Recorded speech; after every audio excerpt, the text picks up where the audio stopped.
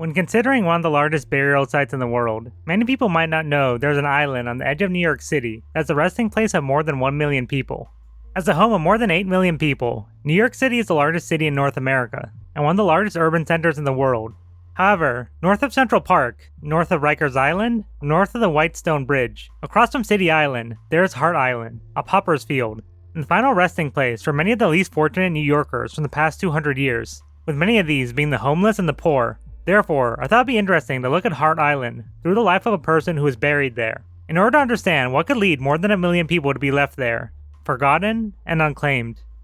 T-Bone Slim was born Matti Valentine Poika Hutta near the shores of Lake Erie on Valentine's Day, 1882, with his middle name, Valentine Poika, roughly being translated from Finnish as son of Valentine. Hutta was the son of 2 Finnish immigrants who had migrated from Finland while still part of the Russian Empire. As an adult, Hutta got married to an immigrant who came from the same area of Finland as his parents, and the couple would go on to have 4 children. Hutta supported his family and made a relatively good living by working in the shipyards and on the docks. However, when he was in his 30s, Hutta suddenly abandoned his wife and children to become more involved in labor union politics, and would go on to live the rest of his life as a hobo. Now during this time, a hobo was a migrant worker, and who would travel from place to place, usually by hitching a ride on a passing train. With the era of the hobo largely lasting from the start of the Panic of 1873 to the end of the Great Depression in 1939, as many people during this time used the railroads as a way to travel around the country in order to find work. And in the 1910s, out of a population of around 92 million Americans, at least 3 million of them were migrant workers, who could be classified as hobos. The majority of these were native-born American men, mainly of English, German, or Scandinavian descent. There also being some black hobos, as well as a few women. This led hobos to eventually form their own subculture in the US, with their own newspapers, conventions, as well as hobo kings and queens. Hobos even developed their own hobo signs, in order to let each other know what to look out for when traveling. And growing up, I remember seeing these hobo signs on an episode of Mad Men from 2007, notably titled the Hobo Code. However, scholars doubt that this was a universally understood system. Instead, it's more likely there was some local collection of signs that would change from place to place. And since hobos tended to gather in groups, it would be much easier to just warn each other in person by talking over a shared meal. Most hobos also aspire to live by the 1894 code, which includes, but it's not limited to, decide your own life, always respect the local law, always try to find work, respect nature, try to stay clean, help all runaway children, and help your fellow hobos whenever and wherever needed. Now, despite the freedom and community the Hobo Life provided, this is still a dangerous way to live. Hobos had to be very careful of possibly losing a limb or their life by falling on the tracks when hopping on a train. They had to watch out for the police who could potentially beat them up or arrest them, and they had to watch out for other hobos who might rob, attack, or even kill them. This can be seen in the life of Lauren Isley of Nebraska, who before becoming a noted anthropologist and academic, lived the hobo life during a break from college during the Great Depression. With Isley reflecting on how he would tie himself to the rail cars so he wouldn't fall off, fight with the railroad police, and was even literally stabbed in the back by another hobo. As a group, hobos even formed rivalries with other homeless groups, such as tramps and bums, with the main difference between them being that hobos would work their way from place to place. Tramps would also travel, but they would beg instead of working, while bums would usually stay in one place and also beg, with bums also being much more likely to be battling addictions, such as alcoholism. However, there weren't hard boundaries between the 3 categories, as bums could become tramps if they traveled, tramps could turn into hobos if they started working, and hobos could become tramps if they fell on hard times.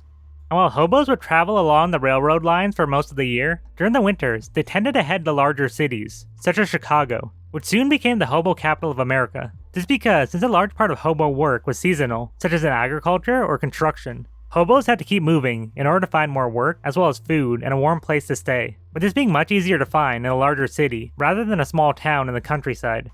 And since Chicago was one of the largest railroad hubs in the US, many trains carrying these traveling workers would eventually pass through the city. The neighborhoods which attracted the most hobos, as well as other social outcasts, such as the poor, artists, prostitutes, and gay men, became known as Hobohemias due to the cheap hotels, housing, food, and medical care it provided, with many people describing it as a temporary city within a city, with about a third of the population of these neighborhoods being the permanently poor who would live there year-round, while hobos would often move in and out.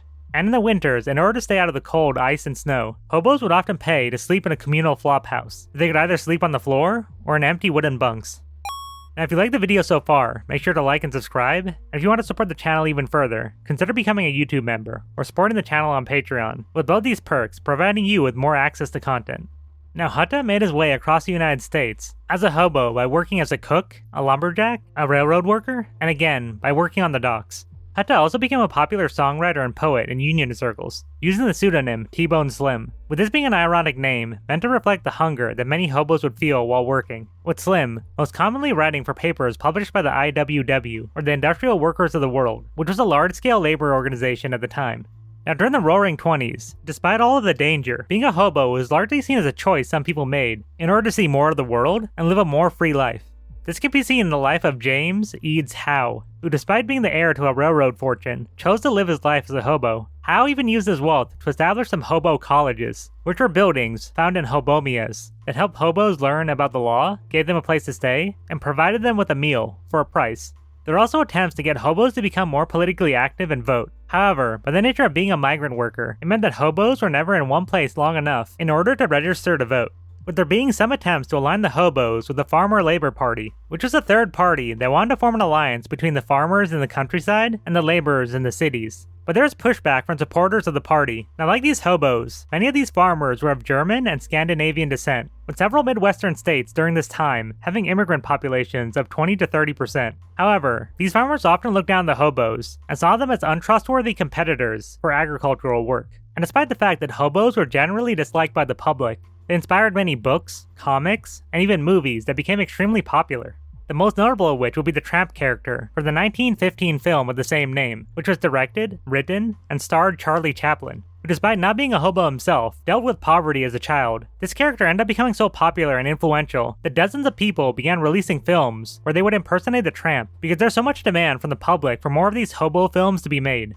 The most successful imitator was Billy West, who was able to film and release dozens of Tramp films in a very short amount of time, with West impersonating Chaplin so well that often people got the two confused. Hobos even became a topic of academic study by former hobos such as Nels Anderson.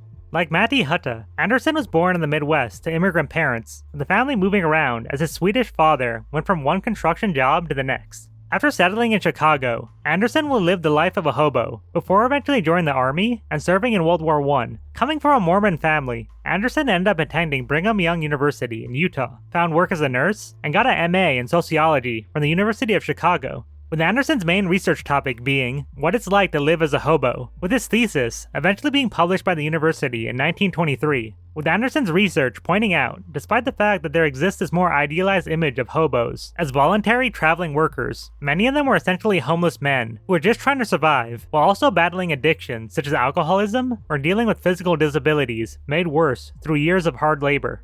And by the 1930s, things got much more difficult with the start of the Great Depression, where now, being a migrant worker was seen as more of a sign of poverty and desperation. Hundreds of shantytowns began popping up across the United States, as soon 10 million Americans, or 20% of all workers, found themselves out of work, with these conditions being even worse for more marginalized communities, such as African Americans, where the unemployment rate was almost 50%. Unable to pay their mortgages or afford rent, many families end up on the streets, where they set up thin shacks, made up of whatever they could find, leftover pieces of wood, trash, cardboard, and rusty sheets of metal. And soon these new slums became known as Hoovervilles, after Herbert Hoover, who was president when the Great Depression began, and who many people blame for not doing enough to help the public, with hundreds of people even setting up tents and shacks in Central Park in New York City. If someone should die and be left unclaimed, or if their families couldn't afford a proper burial, their bodies would be taken to paupers' fields, such as Hart Island.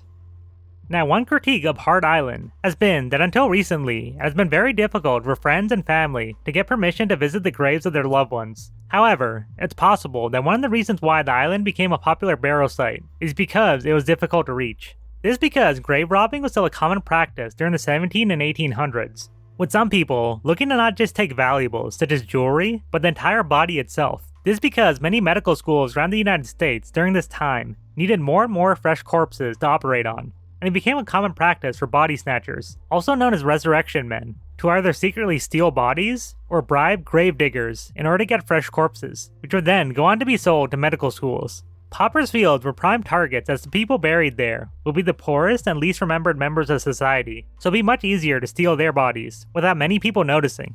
There was even a riot in New York City in 1788, known as the Doctors' Riot, where thousands of people marched on a hospital and the medical school at Columbia College after allegations were made that doctors were taking bodies from the graveyards in order to operate on them, with the remoteness of Hart Island possibly being seen as a benefit, as it would make it much more difficult for people to steal the bodies that were buried there.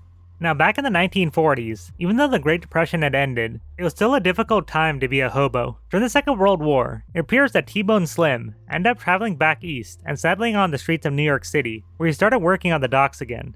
Now, as he was in his 50s by this point, it became much more difficult for Slim to continue living the life of a hobo and working these manual labor jobs. With there being records of Slim asking his relatives for money, discussing the aches and pains he felt, and even being arrested by the police. With Slim's story ending in 1942, when his body was eventually discovered floating in the Hudson River, with the assumption being that he had fallen into the water and drowned. And since his body was not claimed, he ended up being buried on Hart Island. With the hobo subculture largely declining after the end of the Second World War due to the economic boom of the 1950s, the decline of rail travel, and the rising popularity of the automobile.